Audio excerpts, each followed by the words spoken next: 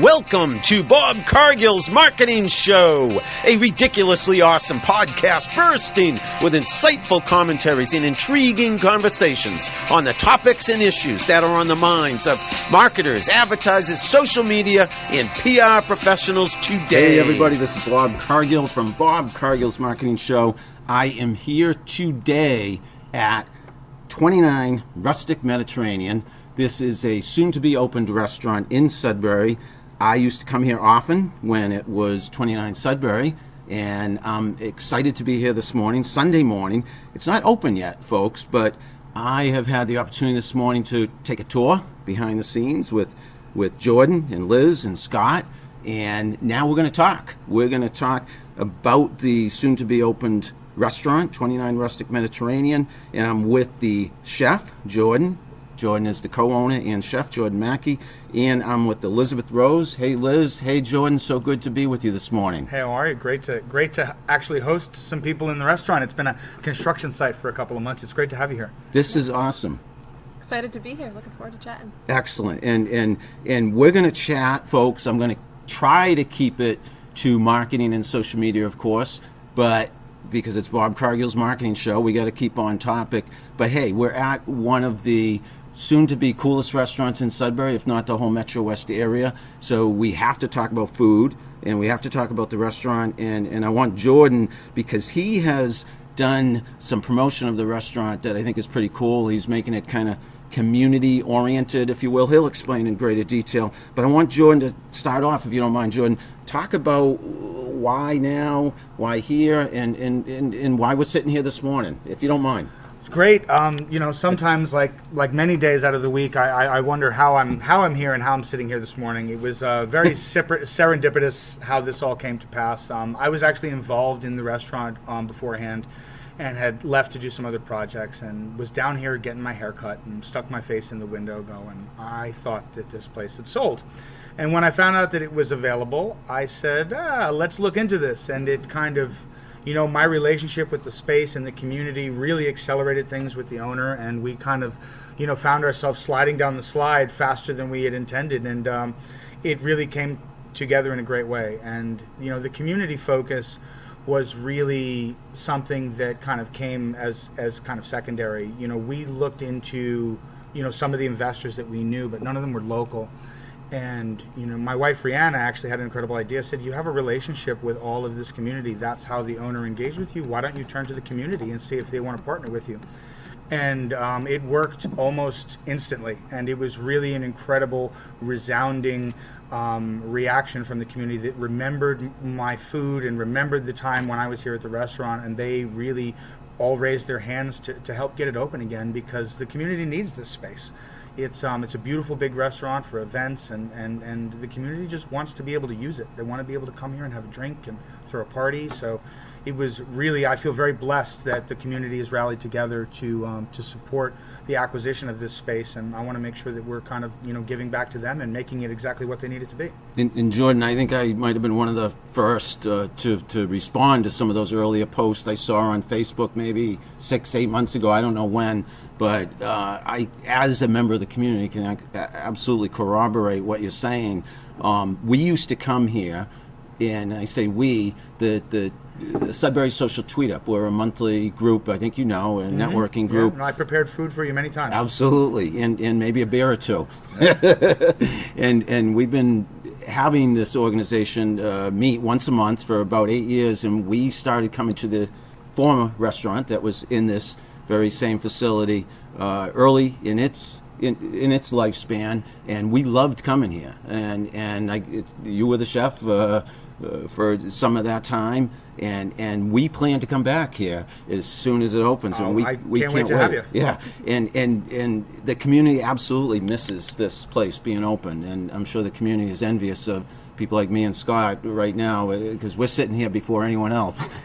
we're not eating food, but we're drinking some. We're drinking some really good coffee. Drinking some really good coffee and bottled water.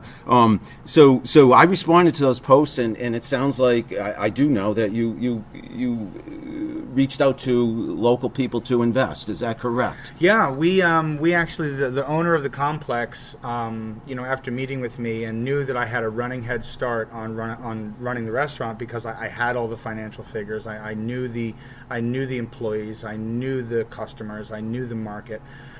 So he said, look, I'll give you 30 days to put the money together, and I'll give you the restaurant for free.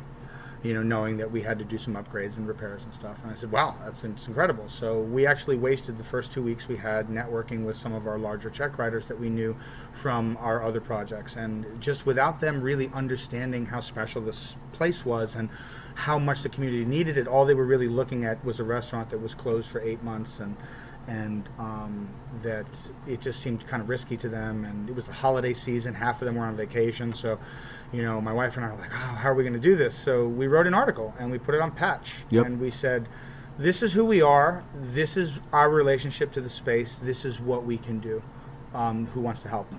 And I think Scott, you were like the second or third email that we got. And, it just it snowballed, Yep. and we were able to, wow, this is great. We published a follow-up article. Yep.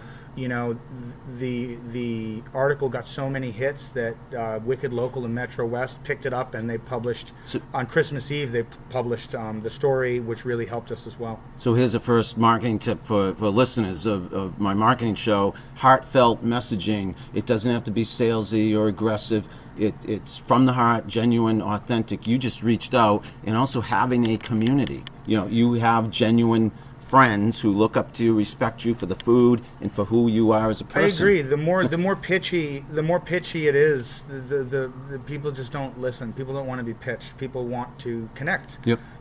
This is a people business more. Every business is a people business, but this is really a people business more than any other. Yep. And it's about relationships, and it's about loyalty, and it's about a team.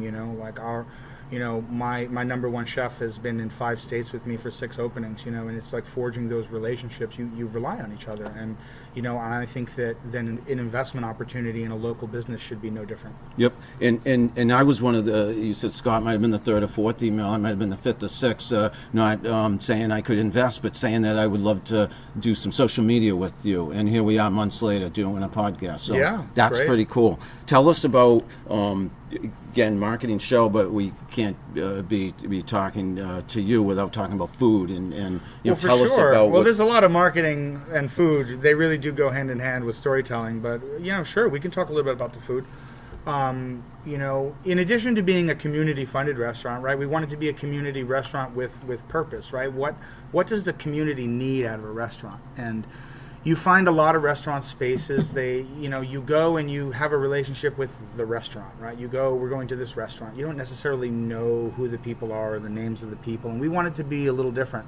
We want our customers to come and see me, and come and see Mark or Carter, or come and see, Johnny the busser. We want everyone to know everybody. We are employing and training and developing Sudbury's children. There is such a relationship between the community and the restaurant that it should be more personal. And so when it comes to food, we said, what does a suburban community restaurant need from a food perspective? And we didn't want to come in here and be, put our chef experience on the table and say, here, I worked in New York City, I worked in San Francisco, in Napa Valley, and all of these great places that I've worked.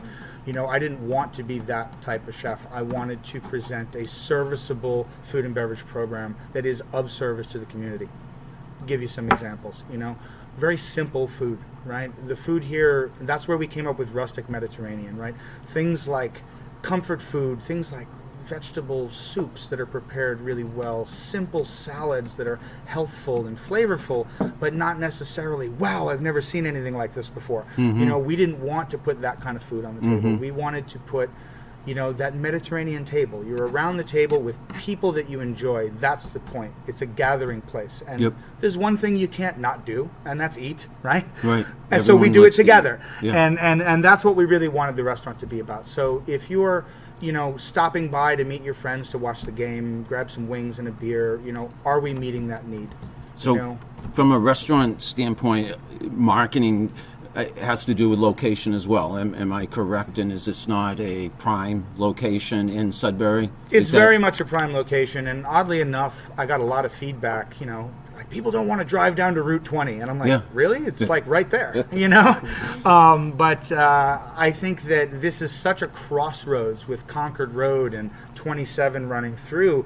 I mean, anyone that's tried to drive past this complex during rush hour would feel like, are we on 128? So there's a lot of traffic here where Concord meets with Sudbury, meets with Stowe and Maynard coming down. So it's really a location that makes a lot of sense for people as they're coming to and from soccer practice, coming to and from high school. It's definitely a commuter hub. During the week, I don't know if you know what a bottleneck this intersection can be. Completely. I sit in it every morning. And that is great advertising for this restaurant because everyone looks to the right or to the left while they're waiting in traffic.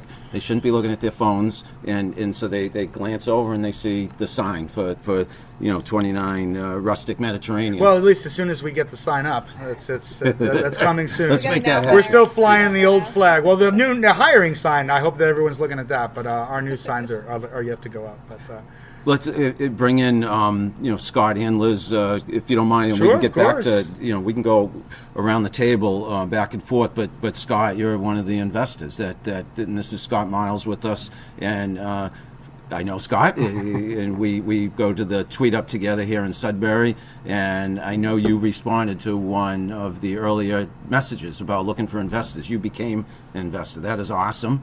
Tell us why. Well, honestly, because of you, Bob.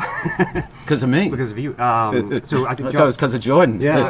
All right. Well, Jordan put out that excellent patch article. Yes. Telling a vision and a story for the restaurant. Yes. It was actually because you shared that with the Sudbury Social Tweet Up group that I saw it on. Look at that. I think a Saturday afternoon. See, folks, how marketing works is word of mouth and influencer marketing. I'm trying to, bring in all the marketing points here. And I remember because it was December 15th, and Amy and I, my wife and I, were sitting on the coast up in Maine, and I was going through Jordan's patch article, talking to Amy about it. We both read it, and the smart thing that you did, Jordan, as an entrepreneur, was you put together the data. So you didn't just put out an article with a pitch for a vision and we can recreate this restaurant and it'll be this menu. You backed it up with charts, and there was a whole PDF deck with research on the area, sort of past revenue numbers, what you could cobble together. So we sat there and we chewed through that in a really nice restaurant on a Saturday evening saying 29 could be like this again. And then we woke up on Sunday morning and saying, are we seriously going to put some money into this? And then so that evening I wrote Jordan an email. And on Monday we were meeting outside, touring the place and talking, and sort of from there forward has happened. And we brought in some family and some friends and helped with the community. And you very quickly raised your goal in record time. I think in 30 days you pretty much funded the restaurant. No, it was actually 2 weeks. Yeah. Yeah, from That the is phenomenal. 15th to the 31st, we closed on all of the money. It was surreal. It happened so quickly. You're a success before you're even a success, if you know what I mean. You so far so good. Stage one, good. boom. Yep. And the data that he produced was very compelling, and you put together an investment package with a return that made a lot of sense for those that would consider a restaurant a risk. But being residents in this town, having eaten at this restaurant every month with you, Bob, for the last number of years, Lots. and many times in between, it was a case of how much is it going to cost me to get the bolognese back? Right? If I missed one thing on the menu, it was the I bolognese. remember that bolognese. But yeah. This restaurant markets itself because of location, and you were just discussing where it sits in Sudbury. There are many restaurants in the town down on Route 20, and that's a busy route. There's a lot of traffic passes through the town centre. This is the centre of Sudbury, and everybody knows it. And people in North Sudbury are always asking, why do I have to go down to South Sudbury? I'm missing this. We're right on the border with Concord and Maynard and Wayland and Hudson, Route 27 coming through here. This is also a big town, and this restaurant was very popular. It was packed every night. There's 6,000 homes in this town, 18,000 population, 65% voter electorate, so the number of adults there that you can bring in and eat and fill is very large. And we're seeing as we, and Liz can talk a lot more about our marketing strategy, but we're really focused on this town and using the town and word of mouth around it to promote, and I think it's just taken off, the interest. Yeah, there's 4,500 people are on the Sudbury Social bulletin board. Yep. So the minute we reach out to them, the response was huge. Our likes they and genuinely numbers care. jumped They don't receive your messages that you're putting out on social media as promotional and salesy.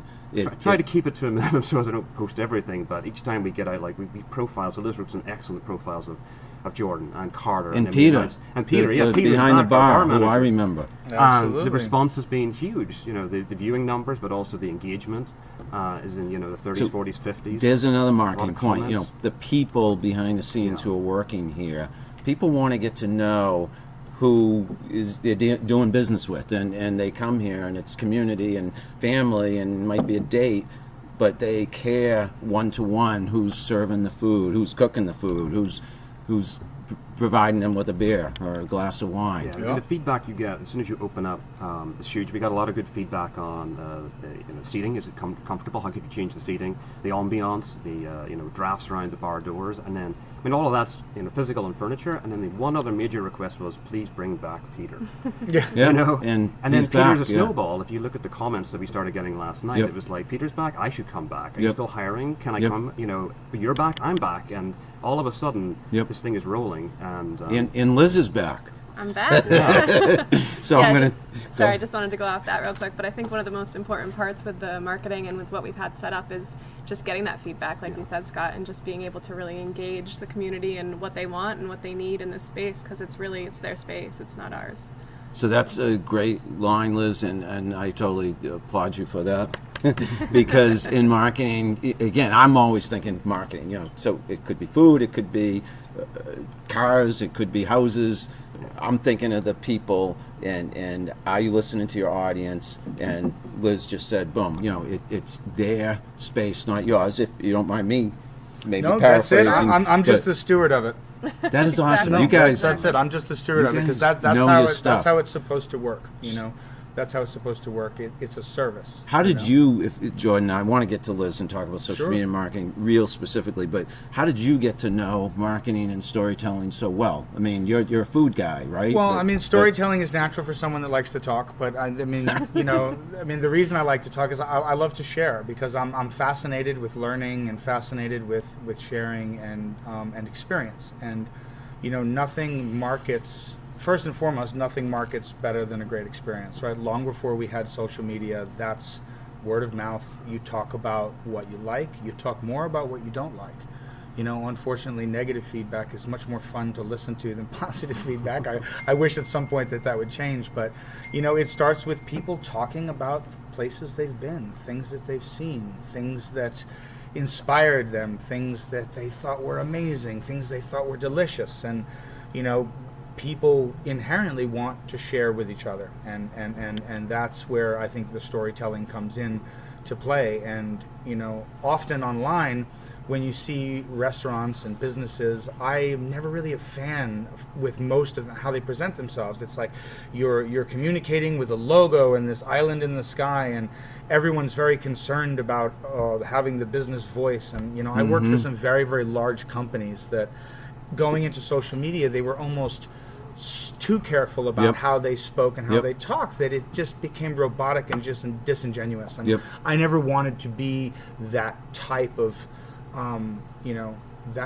business. Like an example, yesterday we were with the Peter post, like I couldn't figure out what button to hit so that I could interact with the restaurant as myself. So I just put a post up as 29 going, "Hey Liz, it's Jordan, how do I talk as myself?" And some businesses would be like, "Oh no, you can't say that. It makes us look like we don't know what we're doing." And it's like, we're human, we're real, and that's what I think Yep. is really So- capturing people these days. So, folks, Jordan again underscores. I mean, you're an awesome chef and restaurateur. Is that the term, restaurateur? Restaurateur, yeah. Yeah, restaurateur. But you damn well know marketing and how to deal with people, and that's so important in any business. And transparency, being genuine, being immediate, meaning that's where social media comes in. You can, like you say, respond pretty quickly on social media to your own posts. That's pretty cool. That's pretty neat. I'm not as good as I wish I was. Facebook's gotten a lot complicated Me either. since it was six or It 8 is, years ago. but I tell people don't worry about that, because if you overthink it, over-analysis, paralysis, you don't do anything. And too many businesses do get hung up on being perfect, and you should just be yourself. Liz, how do you leverage and harness Jordan in terms of everything he has to say, everything he's doing here? What's the marketing plan? She does a lot of editing. I do. So with Jordan, it's just easy. Jordan, as he talked about his food and his background, and he loves food. He loves the ingredients that go into food. He loves creating an experience with that plate that's put in front of you. And so when it came to the marketing, it was just turning that into, how can I share this? And honestly, he gives me way more content than I would ever know what to do with. So that's a good problem to have. It's a great problem to have. And so we kind of just turned that around into the whole restaurant and into the decor we were buying and into the menu and the staff. As you've seen, we've shared all of our Meet the Teams. And just kind of really getting the community a part of what we're doing here and who Jordan is and who this place is and who we want to be, and also making them feel like, you're a part of it too. This is your living room, really, so come on in. Another great line. This is your living room. Come on in. I love Sudbury's you. living Got on fire today. these should be quotes. Make them graphics. Make them video clips, and just put them out there. That's the social media guy in me. Yeah, when listening we, to the when nuggets we wind up of opening gold. for brunch, which will be sometime over the summer, we have aspirations to open the restaurant up 7 days a week for breakfast, and also just as a space. You stand in line to do work at Pete's Coffee down on Route 20, and not to take anything away from Pete's Coffee, but it's a lot more comfortable here, and we want people to be able to come up, have a cup of coffee and a muffin, and just, we have lots of space. Enjoy it. Connect to the Wi-Fi. I'll be here doing some podcasts. Yeah, do your work, do some podcasts.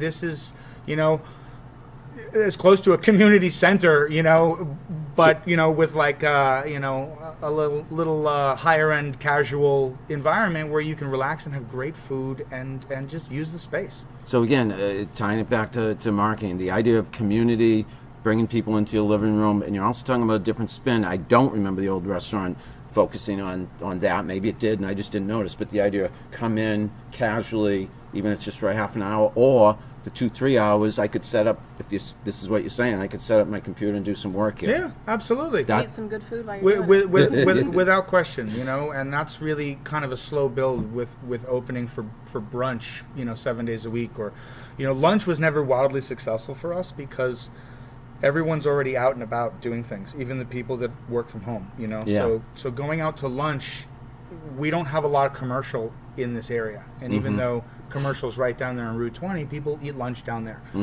So we felt that breakfast and brunch was a bit of a better angle so that people could stop in and visit us in the morning before they run their errands and or whatever they need, and just become known as a space where you can come and get a great organic fair trade cup of coffee and sit in a place where no one's going to kick you out, and you can use the internet.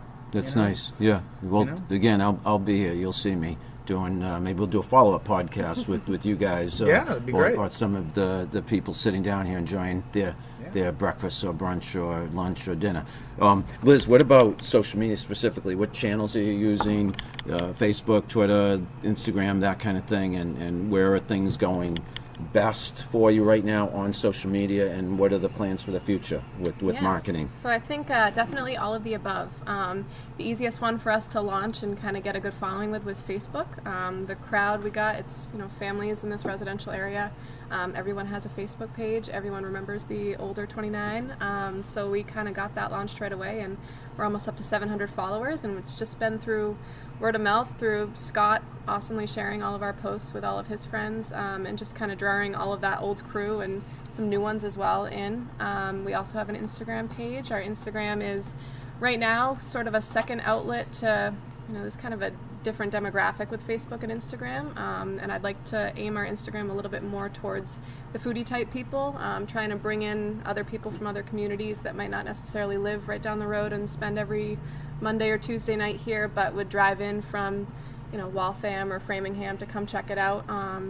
So Instagram has been geared towards that, and once we get open, we'll Get some food in the building to take pictures of. There you yeah, go. Yeah. Instagram will definitely be our landing page for our pretty pictures, our pretty Yeah. food pictures. Yeah, what's our breakfast this morning? Yeah, scrambled eggs. Great that's what I'm coffee. for, right? I'll be back for breakfast.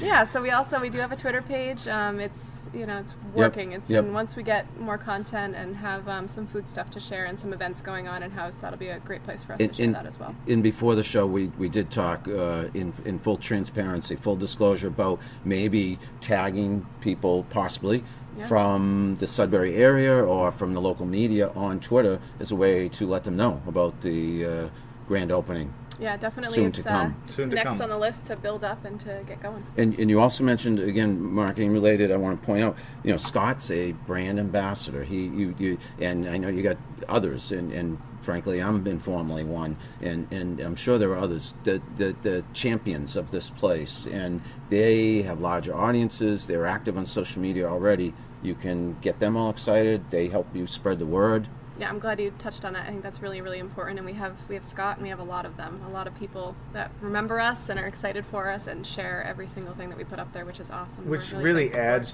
to the community feel. You know, it's not about who owns it or who owned it before or who's the management company. It's sometimes a place or a location can kind of transcend that level. And I think that this space is so special to a number of people that they want it to be successful. The amount of people that have rallied forth for little to no compensation at all. Yep. There's more people helping us for free than I ever thought was possible, just because they want to see the space be successful for what Sudbury needs it to be. And that is what I focus on a daily basis, because I'm not doing it, you know, for myself. I'm not doing it for Scott. I'm doing it for the space and for the community, because if we focus on that, we're the de facto benefactors of all of that, you know, as long as we really start with the main core in mind. Is this space that the community can use for bridal showers or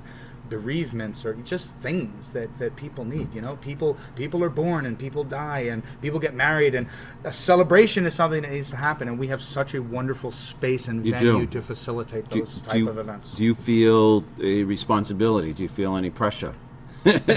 More pressure than I've ever felt in my life. I've ran 6 restaurants at the same time, and it wasn't nearly as stressful as this. Yeah, I mean, there's a lot of as we get closer, expectations. it's a little bit. It's a lot of expectations. Yeah. It's a lot of deals, a lot of little tiny details. It's missing outlet covers and pieces of tile that need to get glued back on. There's 1,000 moving parts to really get this back on so that we can set the stage and start to run the show again. And they say the restaurant business is one of the hardest businesses to succeed in. I've read some Anthony Bourdain books. May he rest in peace. He was brilliant, and his books are awesome. And I learned a lot. That's how I learned about the restaurant business. And my son also was a dishwasher at a very good restaurant locally for a while.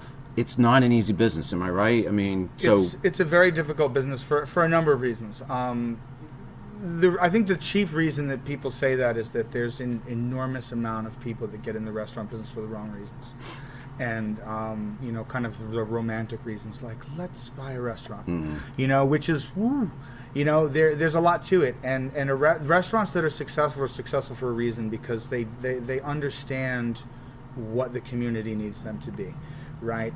I've met a lot of people that have a concept and an idea, and it's like, I want to open this kind of restaurant, and you find a place to do that. That's not really the best move, right? You have to find a great piece of real estate and go, what does this space need to be? You know, I might be an Asian sushi chef, right? And I might find a great location for that, but there might be a wonderful sushi restaurant right down the street, and putting one there is going to be a really bad move, regardless of how attached you may be to that. So, you know, in that way, there's a lot of restaurants that open in service of their owners and in of service of their chefs. And I speak out of experience, because I've spent time cooking to impress myself. You know, it's kind of a phase that all chefs kind of go through, where it's like, I need to be better than I was last year. But that doesn't really matter. You know, what do the customers want you to be? What do they need from the space? And if you focus on that, and you negotiate a good lease, and you're good with people, you should have a very good chance at being successful. But there's also a lot that can go wrong. You know, small restaurants, you get one broken pipe, I mean, it could take out your profits for 3 months. And if you don't know how to survive from that, you know, it can really put you under if you don't have enough runaway capital to kind of keep yourself in operation. Yeah, a lot of balls in the air, a lot of juggling. You do. So do you have an opening date in mind? Can you share that with the public? I would say the first week of May is looking like when we're going to open, but it will be a soft opening. My recommendation to everyone is make a reservation. Otherwise, you'll be waiting for a bar stool. You know, it's our responsibility to, you know, the restaurant industry has a term called a soft opening, you know, and there's a reason for that, because, you know, we've got 10,000 square feet here. We've got dessert spoons in 9 places. You know, there's a lot of moving pieces, thousands of little parts that make the restaurant run, and we need our staff to be able to get their feet firmly under them before we can take the training wheels off. So The opening is going to be very soft, and I anticipate that we'll probably be reservation only, except the bar, for the majority of the month of May into June, until we really feel comfortable that we're delivering on our expectations. The difference between squeezing another 20 people in at the wrong time of day can cause more damage than it can good, and we want to make sure that the community can rely on us to be consistent with service and with food, and that they're really going to love what they experience. So it's really important that we're tame with our grand opening, but you can definitely expect by mid-May we'll be in full swing. Awesome. I can't wait. I'll be one of the first to line up at the door. There'll probably be a long line to get in. I can't wait to pull you off a draft and serve you some food. Excellent. Question for Scott. What about where we go from here in terms of you're an investor? What are you doing until they open to drum up? What's on your mind with regard to the restaurant in the next few weeks? Waiting eagerly and having to dine elsewhere until then. No, I mean, my involvement, Jordan's been very, I've been very lucky that Jordan let me get more involved just beyond, helping write a check. I feel fortunate. I've been really enjoying being part of the build-out experience, being part of the marketing experience, working with Liz. Yep. I find it sort of fascinating to see this come together. I mean, this is a small business. It's an entrepreneurial startup. It's community-backed. It's community... it's for the community. Yes, and I think, yes. I'm just enjoying being part of the ride, along with my wife Amy. And we're just excited to get the restaurant open, see it be a success, sit at the bar, drink and eat as much as we can afford, come as often as possible. But until then, every week we watch the interest grow. Yep. Liz is really leading a great marketing outreach on behalf of the restaurant. I mean, Jordan is crafting an enterprise here that she is describing publicly. The marketing strategy has been very much Facebook first, because we know this town has a following. There's so much interest. Yep, and the majority of people are on Facebook. That's the most popular We've channel. built out the website, for the menus. Yep. Online booking will be there, online ordering in time. Can people reserve space now? Is it too early? Not yet? Quite. It's a little early. You'll be able to see us on opentable.com, and we're starting to get ourselves out there, but I believe reservations are going to, I think May 1st you'll be able to make reservations online. Okay, May 1st is the goal for people to make reservations. Yeah, and make them early, and come on a Monday, because the entire world is going to want to be here on a Saturday, and you're going to have a lot of people that quote unquote can't get a table. Yep. Because like I said before, we just need to be really careful, and we need to make sure that we're delivering in full on the expectations that are upon us. And one of the great things with our social pages too is we're going to be very transparent with what's going on and what's working, what's not working, and the phone lines were down. We posted that the phone lines were down. Sorry if you called and we weren't able to call you back. But that'll continue right through the opening. We'll keep sharing what's going on in here. The good, the bad, and the ugly. When absolutely. we first published that article, in addition to some wonderful emails from prospective investors, we got a barrage of emails from the community. One being very excited that we were reopening, and volunteering very honest and direct feedback about what they felt we needed to fix. And we could not have been happier to receive that, because it's, I may not see everything. I spent a lot of time in the kitchens here, spent a lot of time in the dining room, but I didn't spend a lot of time at a table. And spending the time at the table, the customers see things that we often as operators don't. And as part of being a community-backed restaurant, we want this transparency that Liz mentioned, this back and forth. Like, we want to hear it. And there's nothing wrong with having mistakes, right? It's not fixing them or addressing them in the right way that's the problem. And this is where we really want to have an open dialogue. We want, our customers, like, don't take to Yelp and, and smear us across the internet. But pull us aside in the restaurant and just say, hey, this is what happened. This is what I want to see different. Like, we want to hear all of that, because opening a restaurant is tough, and there's going to be a lot of bumps in the road, and there's going to be forgotten glasses of wine and overcooked steaks, and that's input we should be getting now. I mean, the engagement we're getting on Facebook is huge. As Liz said, we're almost 700 likes. We've been growing at probably an average of 100 a week since we opened. A lot of it's just the local community as well as people in surrounding towns.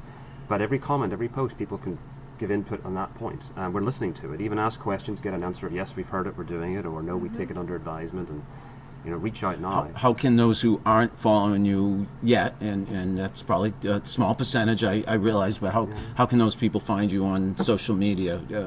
So we're at facebook.com/rustic29. Our Instagram account is instagram.com/rustic_29, and that's our Twitter as well, rustic_29. And the website is rustic29.com, where you can see the Menu. dining and the bar menus at this time, brunch to come, Yep. and that's where you'll do your online booking next month.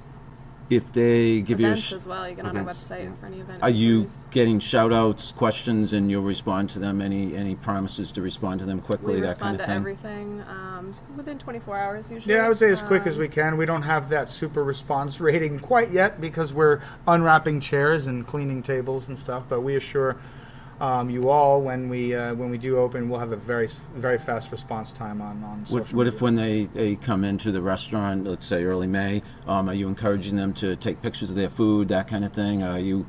Sure, absolutely. You know, Share it, And share tag it, us yeah, you for know what I sure. mean. nothing markets better than a great experience, and we want everyone to share how great they love the food, and share if you don't love the food. We want you to be honest, and we want to see it. You have the right attitude, Jordan and Liz and Scott. You guys, Honesty is the best policy. love that. I agree. All the ingredients, pun intended, for success. Yes. Do you have with this new restaurant? Is there anything I haven't asked that you want to say? You want to give any shout outs to anybody that we haven't talked about? No, Or it's just a pleasure to be here. Talking about all the things that we want to do, and it's a pleasure to be a lot closer. We're a little more than 2/3 of the way to our opening, which is it's relaxing to say that. Jordan's breathing again. But it's been really nice to see this vision and the things that we want to do, and we made a lot of promises to the community, and I intend on keeping every one of them. We want to wind up doing cooking classes here soon too, and really keep an educational approach, and really, if the community has any interesting ways that they feel that we could have them utilize this space, I would love to hear it. We have 7 flexible event spaces, and a lot to offer with how this space can be used, and we want to exploit it in the best possible way for everybody. well, I've learned a lot more about the restaurant, the space, and you as people.